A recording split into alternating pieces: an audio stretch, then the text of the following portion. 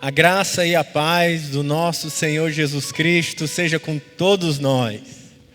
Que alegria estarmos aqui reunidos para juntos cultuarmos o Senhor, mais um domingo, mais esse dia de celebração do povo de Deus, para adorarmos de todo o coração, de toda força, alma, entendimento, para meditarmos na sua palavra e sermos edificados no nosso espírito. Queremos começar essa reunião com a leitura da palavra de Deus no livro de Salmos, de número 92.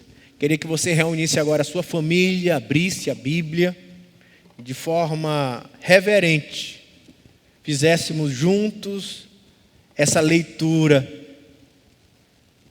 E diz assim o Salmo de número 92.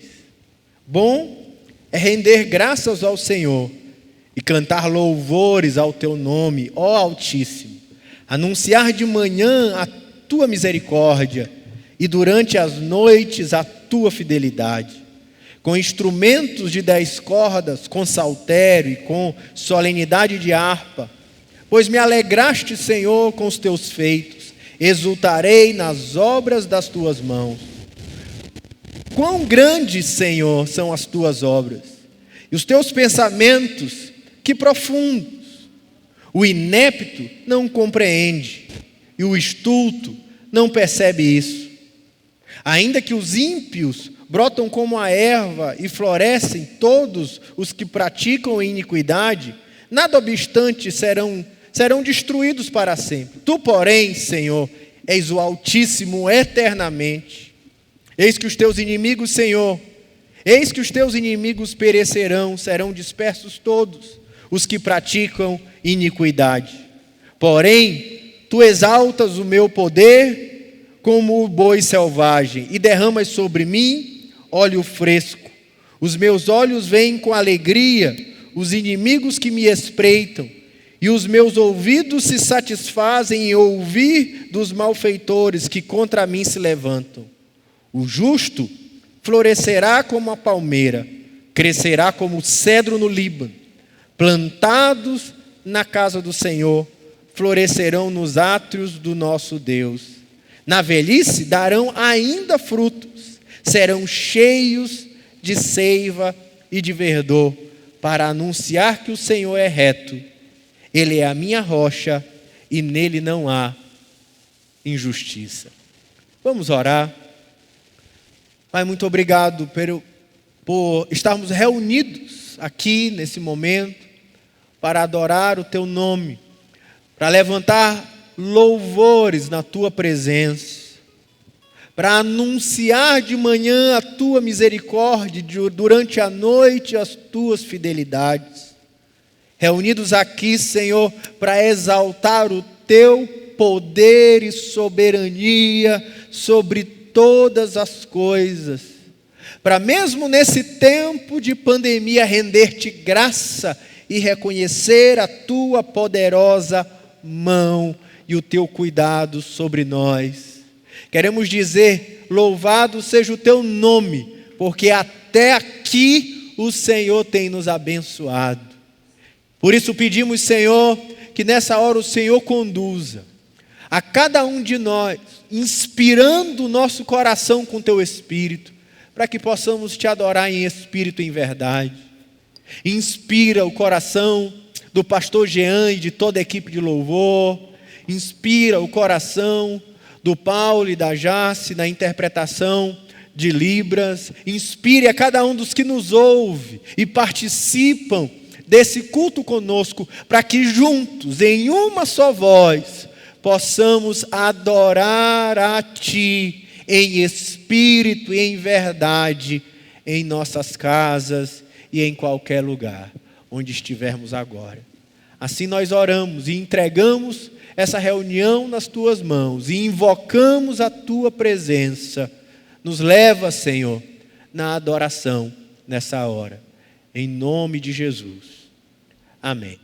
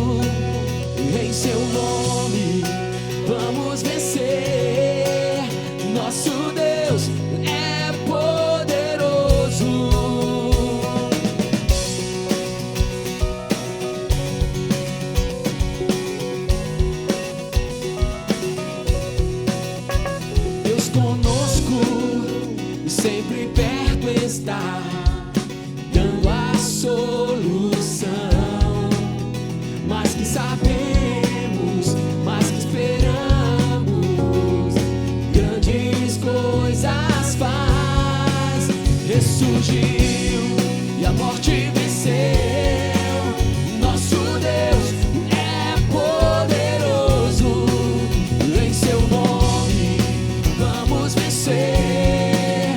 Nosso Deus é poderoso, Ele é poderoso.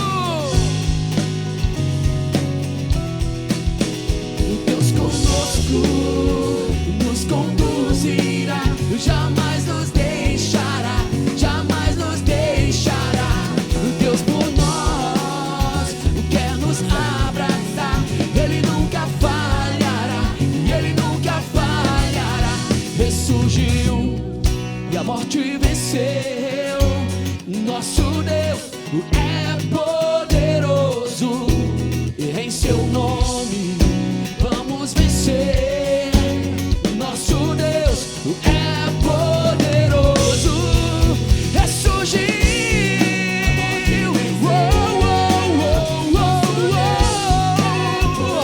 Ele é poderoso, em seu nome vamos vencer. É poderoso, nosso Deus é poderoso, nosso Deus é poderoso. Ele é poderoso para fazer infinitamente mais o que pedimos ou pensamos, conforme seu poder que opera em nós. Aleluia! Glórias ao Senhor. Queridos, convida agora a tua família para juntos adorarmos a esse Deus vivo que se move no meio de nós, que está presente neste momento aí na tua casa, que está presente aqui neste lugar. O Deus onipotente, o Deus onisciente, aquele que disse que nós não estaríamos órfãos, porque Ele enviaria do céu o seu Santo Espírito, e esse Espírito Santo está dentro de nós. Esse Espírito Santo se move em nós, esse Espírito Santo é vida em nós. Celebre ao Senhor, celebre ao Senhor, celebre ao Senhor, adore o Espírito Santo do Senhor.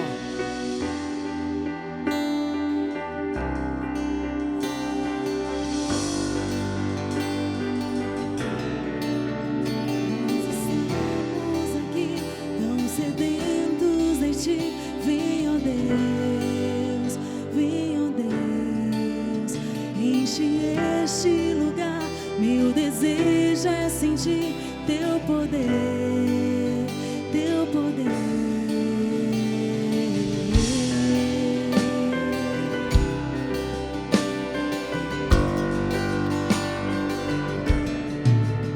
Nós estamos aqui tão sedentos de ti. Vem, ó Deus, vem, ó Deus, enche este lugar. Meu desejo é sentir teu poder, teu poder. Então vem me incendiar, meu coração é o teu altar. Quero ouvir o som do céu, tua glória contemplar.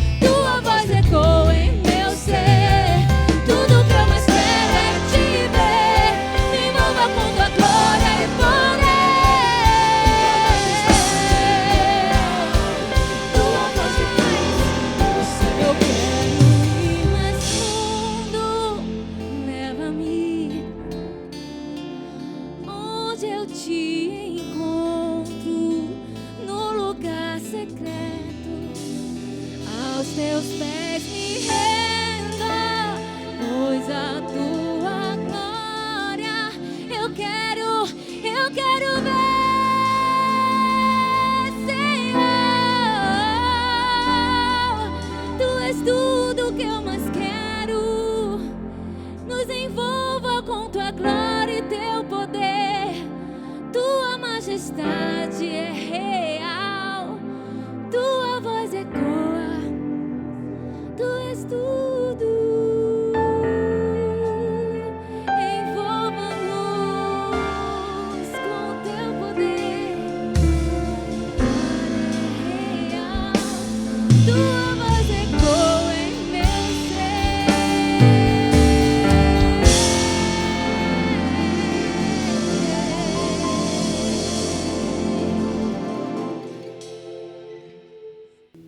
Teremos agora a oportunidade de ofertar na casa do Senhor. Eu queria ler um texto para explicar a minha e a sua posição em relação aos bens que nós temos. Que Jesus nos ensina sobre isso. Ele o faz em uma parábola no Evangelho de Mateus, no capítulo 25, a partir do verso 14, conhecida como a parábola dos talentos, onde Jesus conta uma parábola assim: pois será como um homem que, ausentando-se do país, chamou seus servos e lhes confiou seus bens. A um deu 5 talentos, a outro 2 e a outro 1, cada um segundo a sua própria capacidade, e então partiu. O que recebera 5 talentos saiu imediatamente a negociar com ele e ganhou outros 5. Do mesmo modo, o que recebera 2 ganhou outros 2. Mas o que recebera 1, saindo, abriu uma cova, escondeu o dinheiro do seu senhor. Depois de muito tempo, voltou o senhor daqueles servos e ajustou contas com eles. Então, aproximando-se, o que recebera 5 talentos, entregou outros 5, dizendo: Senhor, confiaste 5 talentos, eis aqui 5 talentos que ganhei. E ele devolveu ao Senhor. Disse-lhe o Senhor: muito bem, servo bom e fiel, foste fiel no pouco, sobre o muito te colocarei, entra no gozo do teu Senhor.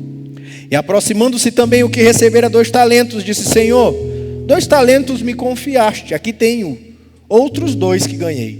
Disse-lhe o Senhor: muito bem, servo bom e fiel, foste fiel no pouco, sobre o muito te colocarei, entra no gozo do teu Senhor. Chegando por fim o que recebera 1 talento, disse: Senhor, sabendo que és homem severo, que ceifas aonde não semeaste, e ajuntas aonde não espalhaste, receoso, escondi na terra o teu talento, aqui tens o que é teu. Respondeu-lhe, porém, o Senhor: servo mau e negligente, sabias que ceifo onde não semeei, e ajunto onde não espalhei? Cumpria, portanto, que entregasse o meu dinheiro aos banqueiros, e eu, ao voltar, receberia com juros o que é meu. Tirai-lhe, pois, o talento e dai aos que têm 10, porque todo o que se tem se lhe dará, e terá em abundância. Mas aqui não tem, até o que tem lhe será tirado. E o servo inútil, lançai-o fora nas trevas, ali haverá choro e ranger de dentes. A mensagem desse texto para você, querido irmão, é que o Senhor nos entregou talentos nas nossas mãos. E muitos acham que talentos são habilidades pessoais. Não, talentos era a moeda do Império Romano, que valia muito dinheiro. O Senhor nos entregou na nossa mão riquezas, bens, propriedades, emprego e dinheiro. E esse texto nos revela um princípio bíblico de que nós não administramos o nosso dinheiro. Nós administramos os bens que o Senhor colocou nas nossas mãos. Eu sou um administrador daquilo que Deus me colocou. Minha casa, o meu carro, o meu emprego, minhas finanças.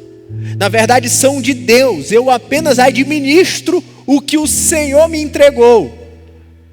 E aí eu administro para Ele, para cuidar dos conservos, como Ele diz em outra parábola, para investir no reino dEle, para poder amar as pessoas. O que temos é do Senhor. E cabe a nós devolvermos ao Senhor os rendimentos daquilo que Ele nos deu. Não é para enriquecermos para o nosso prazer, é para a glória e o louvor de Deus. E o Senhor um dia vai nos prestar conta de todos os bens, patrimônios que Ele nos deu. Com esse espírito e essa consciência de que somos mordomos daquilo que Deus nos deu, eu te convido a ofertar e dizimar na casa do Senhor, que é uma das maneiras fundamentais que revelam que o que temos é do Senhor, que somos mordomos, que o resultado daquilo que Ele nos deu vai para a glória de Deus, para o reino de Deus, é para o Senhor, para Ele a nossa vida, o nosso louvor, para Ele as nossas finanças. E Ele diz, aquele que tem esse entendimento e se torna generoso por entender que aquilo que está nas suas mãos é do Senhor, o próprio Senhor Jesus diz, sobre esse darei com abundância. Não para que ele goze muito da riqueza, mas para que ele distribua generosamente no reino de Deus, para a obra de Deus, para os irmãos, com generosidade. Seja generoso na casa do Senhor. Vamos ofertar na presença dEle.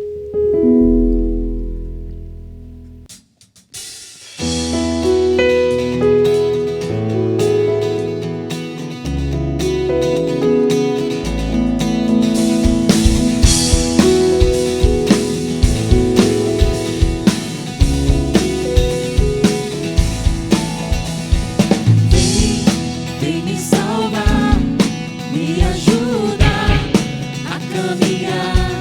Te espero, vem me livrar, me amparar com teu amor que nunca vai me deixar.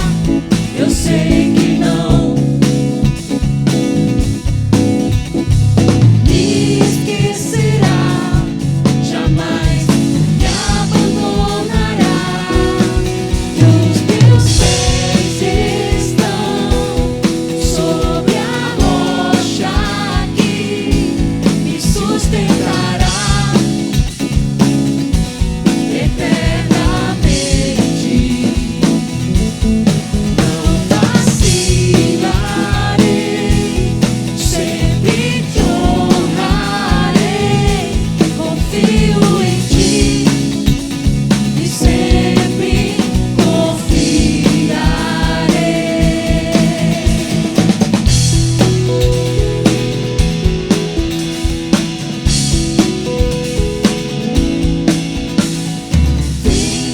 Vem me salvar, me ajuda a caminhar.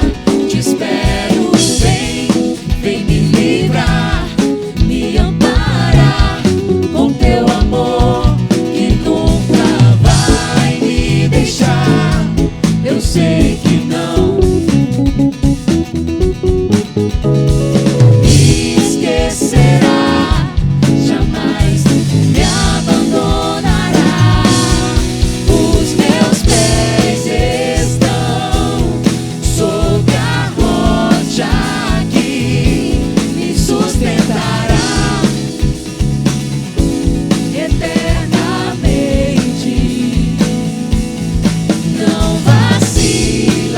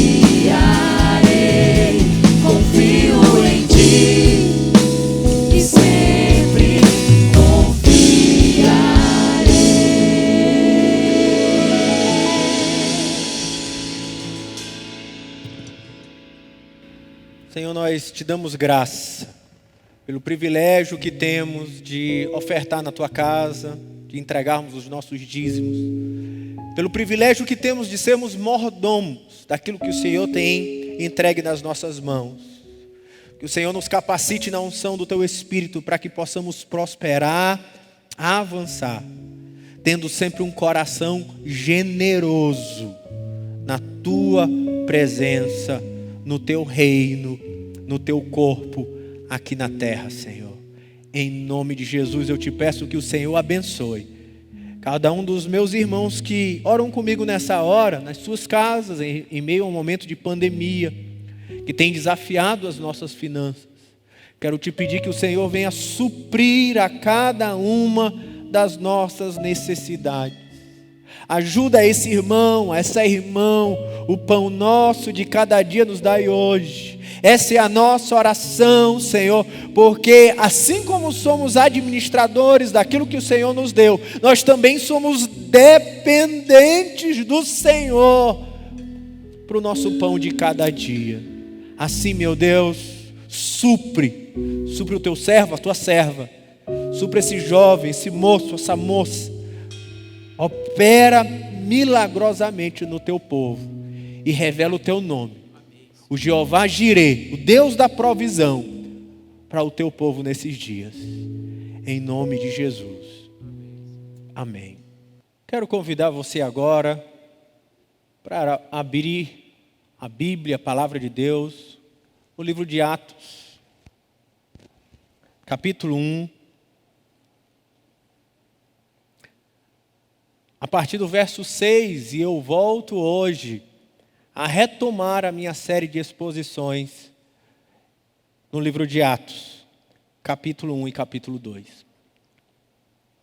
E eu retomo a minha série de exposições voltando ao texto que a gente pregou na última vez, enquanto ainda estávamos avançando nele. E diz assim a palavra de Deus: Então os que estavam reunidos lhe perguntaram: Senhor, será esse o tempo em que restaures o reino de Israel? Respondeu-lhe: Não vos compete conhecer tempos ou épocas que o Pai reservou pela sua exclusiva autoridade, mas recebereis poder ao descer sobre vós o Espírito Santo, e sereis minhas testemunhas, tanto em Jerusalém, como em toda a Judeia e Samaria, e até aos confins da terra. Dito essas palavras, foi Jesus levado às alturas, à vista deles, e uma nuvem o encobriu dos seus olhos, estando eles com os olhos fitos no céu. Enquanto Jesus subia, eis que dois varões, vestidos de branco, se puseram ao lado deles, e lhes disseram: Varões galileus, por que estáis olhando para as alturas? Este Jesus que dentre vós foi assunto aos céus, virá do modo que o viste subir. Vamos abaixar nossa cabeça mais uma vez em oração. Senhor Jesus, nós estamos na tua presença mais uma vez nesse dia, para te adorar, para celebrar o teu nome, para engrandecer o Senhor juntos aqui. E como um momento importante, central, queremos ouvir a tua voz, falando conosco nesses dias. Abrimos o nosso coração, nós nos entregamos diante do Senhor e da tua palavra, pedindo que o Senhor fale conosco. E eu especialmente oro: Senhor, tem misericórdia de mim, para que eu possa ser, nesse dia, fiel à tua palavra e, ao mesmo tempo, profundamente específico ao coração dos meus irmãos que me ouvem nessa hora, Senhor. Te peço, ó Espírito Santo de Deus, conduz esse momento para a tua glória, em nome de Jesus. Amém. Eu quero convidar você, nesse dia, para uma viagem. Você está todos esses dias, talvez, em casa, isolamento social. Alguns estão começando a volta ao trabalho. Nós estamos começando a retomar de alguma maneira nossas vidas a uma espécie de normalidade, ainda com muitas transformações. E logo de saída, eu quero te convidar a viajar. Eu quero te convidar a uma grande jornada, que é essa jornada que é proposta à igreja do Senhor Jesus Cristo, que é proposta a nós, pelo Senhor Jesus Cristo, nos dando uma grande missão. Mas não é uma missão que se resume às coisas que fazemos nesse prédio ou em nossa terra local, mas há uma missão que nos convida a uma jornada, que nos convida a uma viagem, levando e avançando com o reino de Deus na terra, dando seguimento à obra de Jesus Cristo, tanto em Jerusalém, Samaria e Judeia, e até os confins da terra. É a continuidade da obra de Jesus. O Senhor Jesus, Ele nos disse em Atos 1:1 que Ele estava fazendo e ensinando muitas coisas referentes ao reino de Deus. Isso foi relatado no primeiro livro de Lucas, no Evangelho de Lucas, aquele que chamamos de Evangelho de Lucas. Mas ele diz que essa obra não cessou quando ele é assunto aos céus, que é descrito no nosso texto. O Senhor Jesus diz que a obra dele continua através dos seus discípulos. E ele já havia dito isso em Atos 1:4, dizendo que: mas vós sereis batizados com o Espírito Santo não muito depois desses dias. E esse batismo do Espírito os capacitaria a continuar a obra de Jesus que ele começou a fazer, e agora seria continuada através da igreja. Esse último ato de Jesus, que estamos lendo agora, onde Jesus está sendo levado às alturas, ele não é o fim, mas ele é o começo. E que começo é esse? É quando o mundo, as nações, são entregues nas mãos da igreja em uma grande missão. Quando ele diz: mas recebereis poder ao descer sobre vós o Espírito Santo, e sereis minhas testemunhas, tanto em Jerusalém, Samaria, Judeia, mas não somente aí, avançando até os confins da terra. É uma grande missão que nós chamamos de a grande comissão. Texto esse, dito em outras palavras, em Marcos capítulo 16, versículo 15, quando ele diz: ide por todo o mundo e pregai o evangelho a toda criatura. É uma missão, a uma jornada, a uma viagem para a igreja. E por todo o mundo, pregando e testemunhando da palavra de Deus. Quero convidar você para essa grande jornada comigo e com a igreja. Vamos viajar, vamos cumprir essa jornada, vamos ir na direção dos confins da terra, vamos cumprir a missão. E essa missão deveria ser cumprida como nós vimos na última pregação que eu tenho, caso você não assistiu, mas tem aí no YouTube, a minha mensagem sobre a missão da igreja em Atos 1:8. E essa missão deveria ser cumprida no poder do Espírito, como vimos.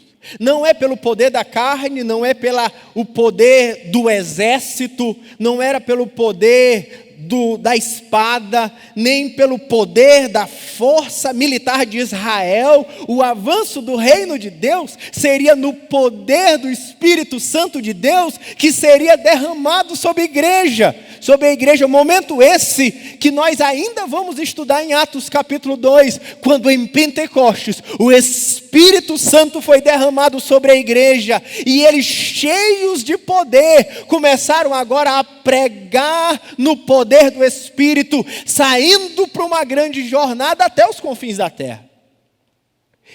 E as armas desse avanço, dessa missão, não seriam nas espadas, nos cavalos e nas carruagens, mas a arma do avanço seria o testemunho da palavra de Deus. Seria a pregação do Evangelho. E eles, armados com a pregação da palavra e no poder do Espírito, eles deveriam sair em viagem, andar em uma grande jornada. Mais uma vez, essa era a resposta de Jesus à pergunta: é nesse tempo em que restaurareis o reino para Israel? E Jesus responde: epa, vocês não estão entendendo muito bem. Vocês vão receber poder, sim. Há uma restauração, sim, do reino de Deus. Mas esse poder não é um poder político, não é um poder territorial, não é no poder de um exército, não é nas armas das espadas, mas é um reino espiritual, no poder do Espírito, pelas armas da pregação. E eles então são capacitados pelo Espírito para sair em grande jornada. E eu quero apresentar por que passos essa jornada deveria ir. Para onde vamos? Para onde Jesus vai nos levar? Talvez você possa estar me dizendo: para onde o Senhor quer me levar, pastor? A palavra de Deus nos chama a ir a todas as pessoas, em primeiro lugar. Nos chama para fora, em segundo lugar. E nos chama para viajarmos até o fim, em terceiro lugar. Assim, em primeiro lugar, é uma jornada para todos. Ele está dizendo: vá para todos. Por isso ele diz: quando eles recebessem do poder do Espírito, e quando eles fossem testemunhar, eles deveriam ir tanto para Jerusalém, Judeia, mas avançar por Samaria, que era um lugar misto de judeus que se contaminaram, mas ir além, até os confins da terra, até onde haviam somente romanos, gregos, gentios, até os outros povos. Vão para todos, vão para os daqui e os de longe, vão para os judeus e vão para os de fora, vão para os pagãos, vão para todos os povos. E isso não era fácil para um judeu. O judeu, naquele tempo de Jesus, era um povo extremamente preconceituoso. Eles não aceitavam que gentios poderiam participar do reino de Deus. A própria palavra gentio, que ao pé da letra significa aqueles que são basicamente de outra etnia, de outro povo, de outra raça, de outra nação, que tem outra cultura, outras línguas, ela toma uma pecha negativa entre os judeus. A palavra gentio, na boca de um judeu, ela é carregada de desprezo, ela é carregada de preconceito, ela é carregada de humilhação. Quando eles falavam esse é gentio, era transformar alguém em um ser inferior. Por causa de tudo que tinha acontecido na história de Israel, especialmente nos últimos anos, nos últimas centenas de anos, na verdade, devido ao exílio que Israel havia passado na Babilônia, na Assíria, depois indo para os persas, depois indo para os macedônios e agora os romanos. Eles tinham um desejo muito forte de que a nação não se contaminasse com os outros povos. E isso foi trazendo um espírito de exclusivismo. Eles se achavam uma nação superior às outras nações, de que Deus era um Deus de Israel. E eles se tornaram profundamente preconceituosos. Um preconceito étnico, um preconceito contra as outras raças, daquelas que não eram os judeus. Porque eles não entendiam, naquele momento mais, qual era o papel de Israel. Israel não era para ser o povo exclusivo de Deus. Como ele disse a Abraão, Israel era para ser luz para a nação. Em Abraão seriam abençoadas todas as famílias da terra, todas as nações. Através de Israel, eles seriam, como diz o profeta Isaías, em 49, versículo 6, eles seriam luz para os gentios. Eles seriam oráculos, profetas, para a salvação de toda a terra.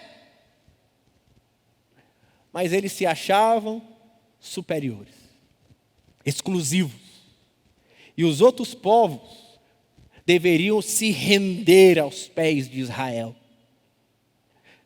Um dia todos os povos se prostrariam aos judeus, cheios de orgulho, de preconceito. Eles imaginavam todas as nações um dia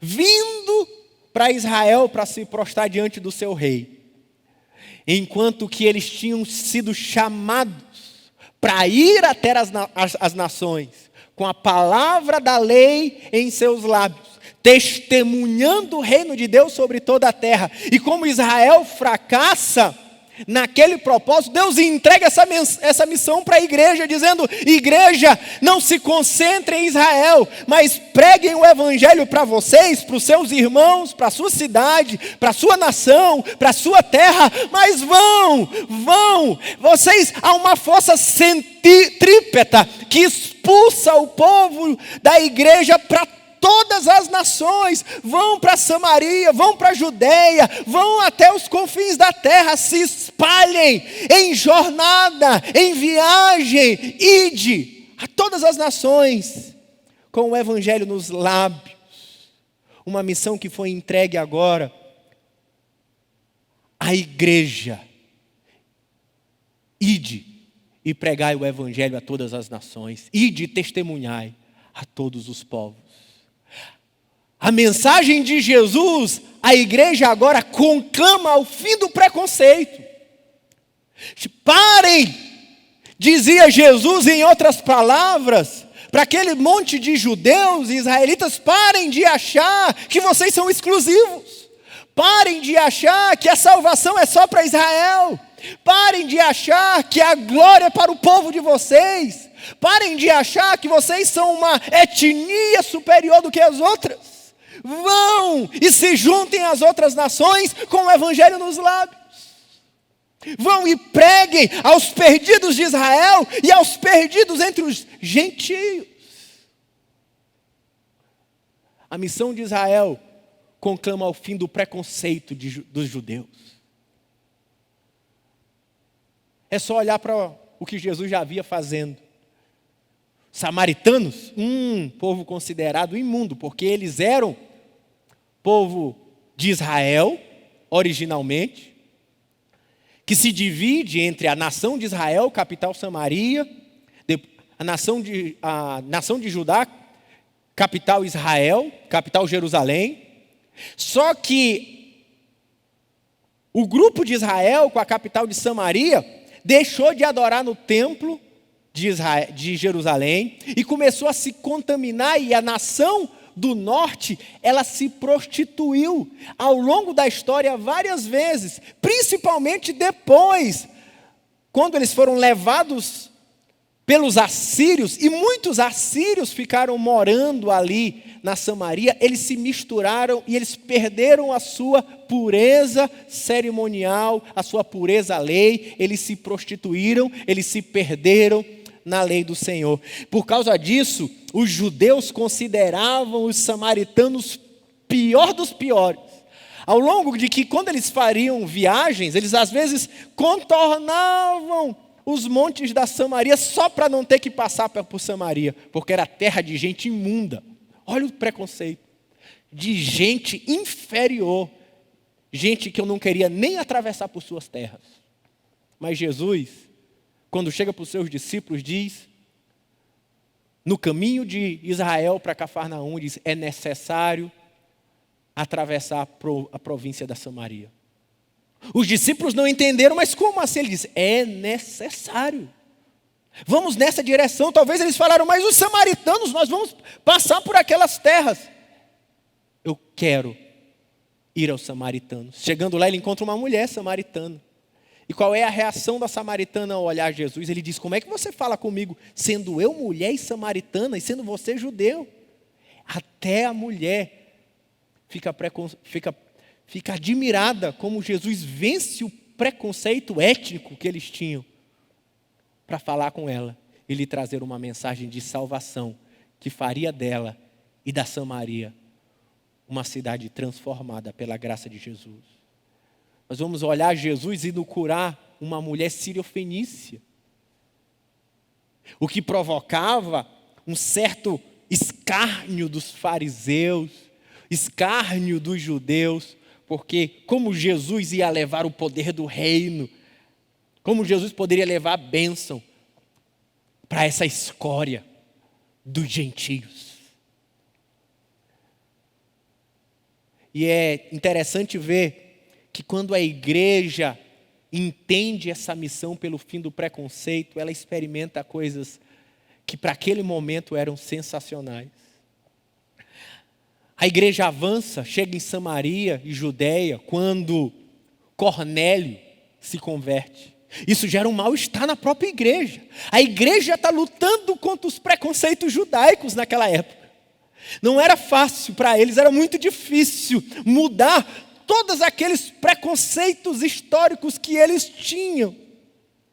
Mas ali Deus precisa até trazer uma visão para Pedro, fazer com que Pedro entendesse que aquilo que é de Deus é puro, por meio daquele lençol. E aí se convertem muitos numa cidade fora da Judeia, fora da região de Israel, começam a se converter gregos em Antioquia, Atos capítulo 11. E Barnabé é enviado para cuidar daquela cidade. Mas é lindo quando chegamos em Atos capítulo 13, que vai mostrar como aquela liderança venceu o preconceito. A gente vai olhar que na liderança agora, da igreja, que era um povo originalmente todo judeu, agora já há judeus, mas há judeus helenistas, vindo de outros povos, e de muitas raças. Isso Lucas faz questão de mostrar em Atos capítulo 13, quando descreve a liderança, dizendo, havia na igreja de Antioquia profetas e mestres. Barnabé, um líder do judeu, tradicional. Havia Lúcio de Cirene, que veio da África, já de outros povos. Havia Manaém, colasso de Herodes, que era um homem riquíssimo. Havia Simeão, por sobrenome Níger, que está aqui em latim, que significa negro. E está Paulo. Havia agora homens ricos da corte, como o irmão de Herodes, a pessoas simples, pescadoras, todas da mesma liderança, como Barnabé. Havia homens intelectuais, como Paulo e como Manaém, mas havia gente do povo, talvez comerciantes, como Simeão e como Lúcio. Como os preconceitos haviam sido derrubados. Como agora havia judeus, negros, africanos, israelitas, havia gente da corte, havia gente do povo reunido, fazendo e vivendo em um só povo. E a igreja assim avança, atravessando os problemas do preconceito. Em Atos capítulo 15, quando eles precisam daquele concílio de Jerusalém para decidir como eles vão lidar com os gentios. O Novo Testamento lida o tempo todo com essa tensão.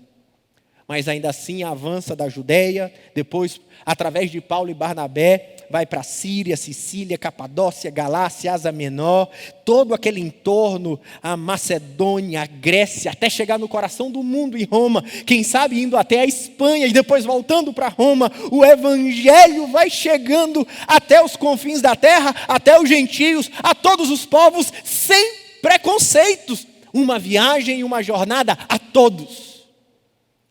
A missão da igreja nos impulsiona a todos os povos, a todas as raças, a todos os diferentes. Nos impulsiona a vencer preconceitos étnicos, raciais e de qualquer forma e de qualquer parte. A missão da igreja exige o fim de preconceitos. É o que lutava o povo de Israel.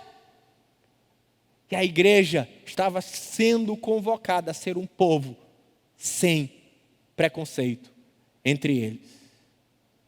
Um povo onde ricos não desprezam pobres, onde senhores tratam escravos como irmãos, como a carta de Filemão.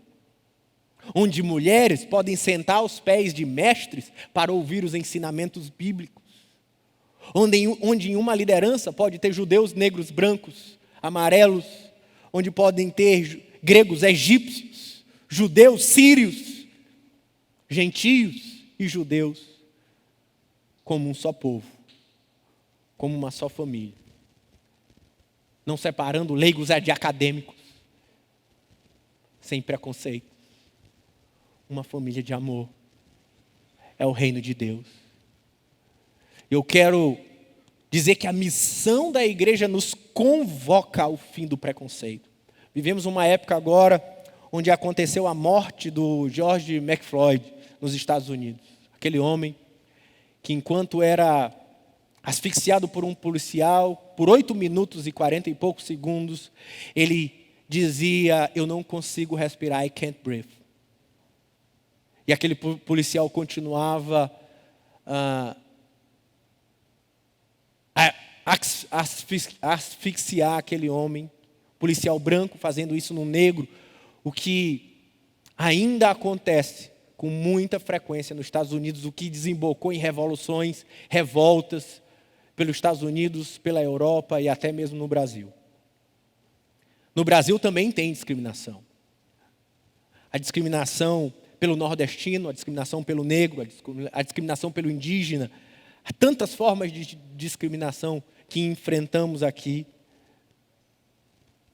Mas eu quero te dizer, irmãos, que me ouvem, as ideias que legitimam ações de preconceito vão de encontro ao caráter diverso do povo de Deus. Nós devemos ser o povo que vence os preconceitos.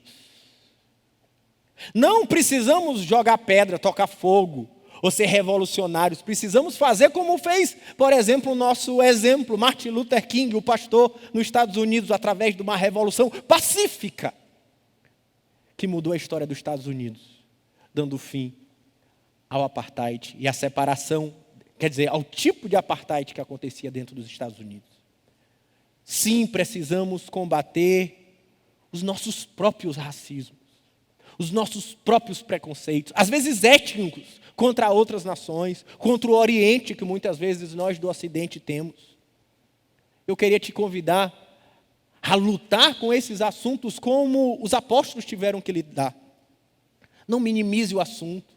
Não tente dizer que ele não tem valor, que isso é bobagem, que racismo não existe. De fato, raças não existem. Fomos todos descendentes de Adão e Eva. Mas o racismo, o preconceito, o descabido, é verdade, você só precisa escutar algumas histórias. Por isso, eu te convido a ouvir quem sofre, em vez de minimizar. E em volta de você, vença as barreiras do racismo e do preconceito. Vença nas suas famílias, vença pela educação dos seus filhos, vença na comunidade, na nossa igreja. A missão cristã exige o fim dos preconceitos, senão ela não pode ser cumprida. Em segundo lugar, essa jornada que eu te convido e que Atos 1:8 nos convida, e que o Senhor Jesus nos convida, é uma viagem para fora. Muitas vezes queremos fazer uma missão só local, uma missão só no nosso prédio, uma missão só na nossa família. Sim, ela começa na nossa família, mas ela avança para as nações. Quando ele diz, em resposta à pergunta, é agora que o Senhor vai devolver o reino para o povo de Israel? Eles imaginavam, estavam esperando uma restauração imediata e uma restauração para Jerusalém, para Israel. E a resposta de Jesus diz que não é uma restauração para Israel. Eu quero te convidar a uma restauração de um reino em expansão para todas as nações unidas. Assim, ele nos convida a viajar, a sair de onde estamos e levar o evangelho a toda parte. Em primeiro lugar, ele diz assim: não vos compete conhecer tempos ou épocas que o Pai reservou pela sua exclusiva autoridade. Aqui a resposta é simples. Em primeiro lugar, Jesus diz assim: não é da tua conta o quando. Não compete a você. O quando compete a Deus. Mas, de fato, o quando já estava começando. E por isso eles estavam enviando os discípulos em missão. Mas o que nós devemos saber, então? O que nós devemos saber é o que fazer. E o que nós devemos fazer? Ir até o fim. E que fim é esse? Até o fim da terra. É o que ele está dizendo. É uma missão, é uma grande jornada, é uma grande viagem a todas as nações. E a missão não pode parar. A missão não pode parar até que cheguemos a todas as nações. As nações, nesse momento, nós no Brasil agora podemos pregar, transmitir essa mensagem sobre a missão de Jesus Cristo, a sua igreja aqui no YouTube, muitas pessoas vão ver, mas há nações onde é proibido se pregar o evangelho, onde as redes sociais são administradas de forma que é proibido postar mensagens do evangelho. Isso acontece, por exemplo, hoje em muitas nações da janela 10/40, no Oriente, onde igrejas estão sendo destruídas, onde igrejas precisam se reunir dentro de cavernas, a igreja chamada igreja subterrânea. Temos uma missão de chegar a lugares e cidades onde não há nenhum cristão, onde nem se sabe do nome de Jesus. Nós temos uma missão a alcançar. E essa missão não é só de alguns, é uma missão para toda a igreja. Uma missão para mim e para você. E alguns podem dizer: pastor, eu sou contra missões. Sabia que eu já ouvi isso? Não, pastor, esse negócio de missões aí é bobagem. Tem tanta gente aqui. Tem tanta gente descrente aqui. Às vezes, tem até meu vizinho dali, quem sabe, dali, de lá que é descrente. A nossa África é aqui, eu já escutei isso. Para que pensar em missão? É só ir ali na Vila Luizão, é só ir aqui, talvez, na Bob Kennedy. Tem tanta gente passando necessidade. A gente tem uma África aqui, que bobagem esse negócio de ir para as nações. Tem fome no Brasil, tem fome em São Luís, tem fome no nosso bairro. Estou fora, pastor. Já ouvi dizer: pastor Rafael, missões é dinheiro jogado fora. O que você acha disso? Alguns podem dizer: sim, temos que fazer missão aqui. Eu quero começar respondendo assim: ok. A ordem de Jesus diz que a missão começa aqui. Começa em Jerusalém. Então vamos pregar aqui. Vamos pregar em Jerusalém, vamos pregar no Turu, vamos pregar em São Luís, vamos pregar nos bairros onde estão nossas congregações, vamos pregar em toda a nossa cidade. Mas sobre isso eu desenvolvi bastante na primeira exposição que fiz desse texto. Mas agora, eu quero te chamar a ir além, a ir em jornada, a ir em viagem, a ir até os confins da terra, porque quem está mandando não é uma visão da igreja, é uma obediência à ordem e à direção que Cristo deu à nossa jornada. Por isso, em vez de achar, nós devemos sim obedecer. Como? Indo, orando, contribuindo. Alguns serão chamados para pregar aqui, como fui chamado para pastorear essa igreja. Outros serão levados até as nações, como alguns dos nossos irmãos aqui da igreja estão nas nações. Temos hoje, pelo menos, 4 missionários da nossa igreja, 5 missionários da nossa rede no campo missionário. E, se eu não me engano, 17 missionários da nossa rede em todo o Brasil, sustentado pelas suas igrejas, na janela 10x40. Mas alguns dos nossos irmãos vão, mas todo mundo tem que se envolver. Se você não vai se envolver indo, você precisa se envolver pelo menos orando, intercedendo, sonhando, levantando a bandeira, ou então contribuindo, financiando, assumindo, porque quem vai não tem como se sustentar. E você, que Deus tem dado prosperidade e talento nas tuas mãos, pode sustentar aqueles que estão indo. Deus chamou você para missões. Todos os crentes são chamados às missões. Missões como estamos vivendo hoje, missões através da igreja. Nós aqui não fazemos através de um instituto de missões ou de uma junta de missões, não. Nós enviamos os nossos missionários e nós aqui bancamos os nossos missionários no campo. Nós discipulamos os nossos missionários no campo. Os nossos missionários recebem discipulado semanal, participam das células via videoconferência, tudo com os irmãos aqui da igreja, são sustentados pelos nossos dízimos e ofertas.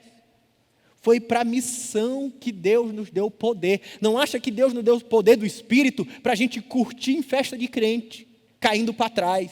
Deus nos deu do seu Espírito para fazermos missões até os confins da terra, até os confins da terra. Em terceiro e último lugar, Jesus nos chamou para fazer missão até o fim. E aí acontece na parte final, quando Jesus está subindo, e ele sobe e some por entre as nuvens. Aparecem 2 varões, 2 anjos, e dizem: varões galileus, vocês estão vendo como ele subiu? Por que vocês estão olhando? Ele vai descer pelas nuvens, assim como vocês os viram subir. Sim, o rei vai voltar. E ele virá do mesmo modo por sobre as nuvens, para concluir o trabalho do reino de Deus. E nós devemos saber o que fazer nesse período entre a descida do Espírito e a volta de Jesus. E o que a gente tem que fazer? Precisamos fazer missões até o fim. Que fim? Até o fim dos tempos. Até a volta de Jesus.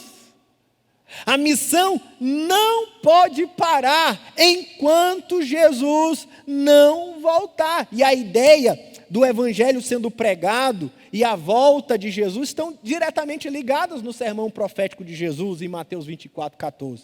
Quando ele diz: será pregado esse evangelho do reino por todo o mundo para o testemunho a todas as nações, então virá o fim.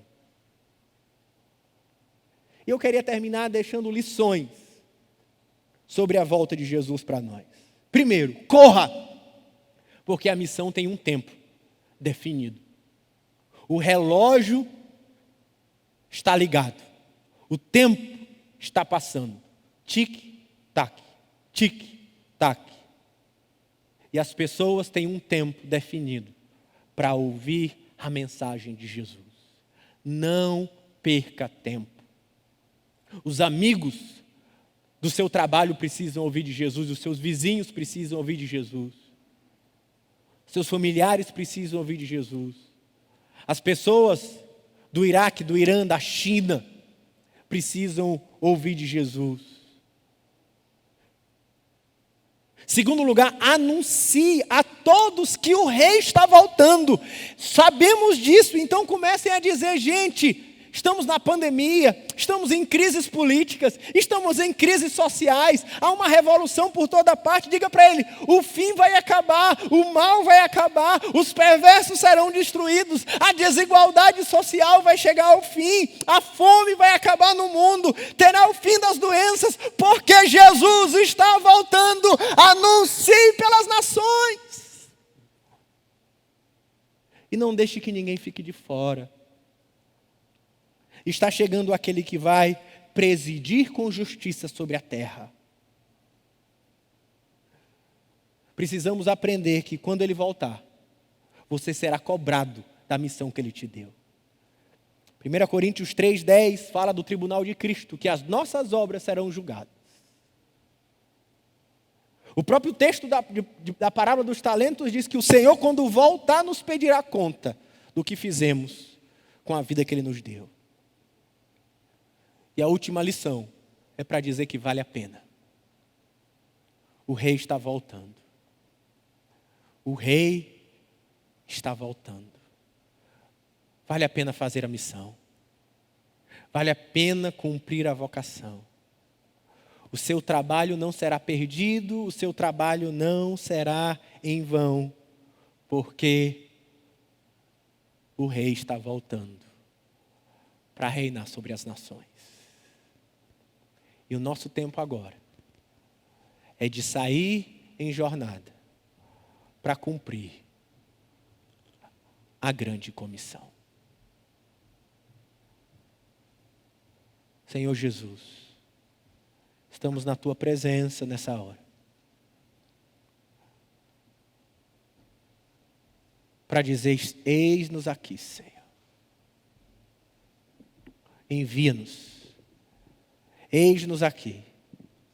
O Senhor pode nos enviar para essa grande jornada. Vencendo os preconceitos, vencendo as barreiras, saindo em jornada, com o Evangelho nos lábios, e o amor de Cristo no coração. Para que quando o Senhor voltar, não sejamos pegos de surpresa, envergonhados, mas sejamos como quem te olha voltando pelas nuvens cheio de alegria, como um trabalhador que espera o seu Senhor voltar para cumprir os seus sonhos e para entregar a Ele o seu trabalho. Assim nós oramos, no santo nome de Jesus.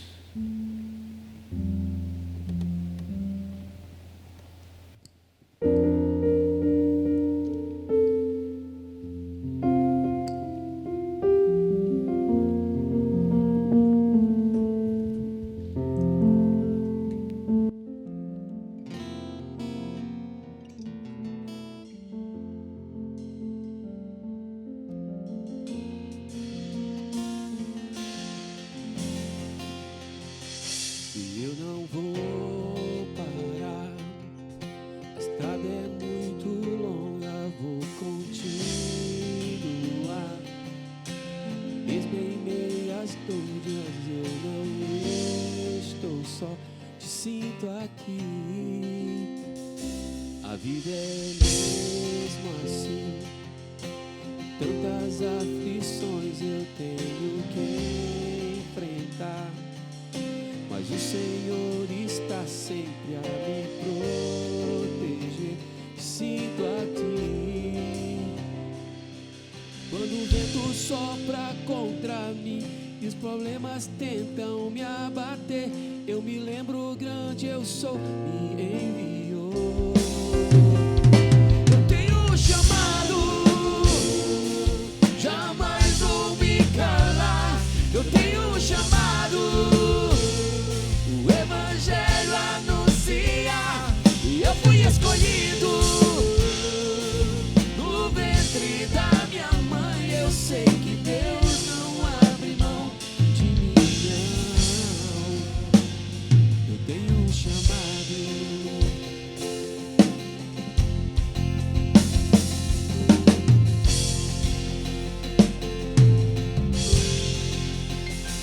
A vida é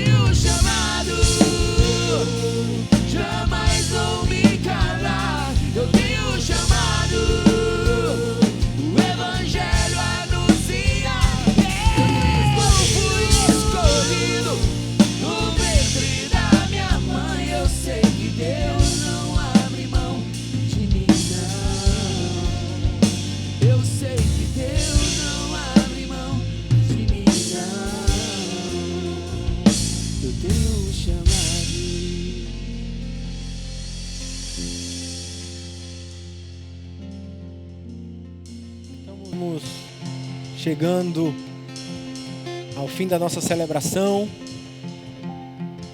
Enquanto eu cantava sobre tinha um chamado, eu olhando Paulo e a Jace fazendo a interpretação a vocês, irmãos surdos, eu vejo que é uma perfeita ilustração de irmãos que venceram o preconceito.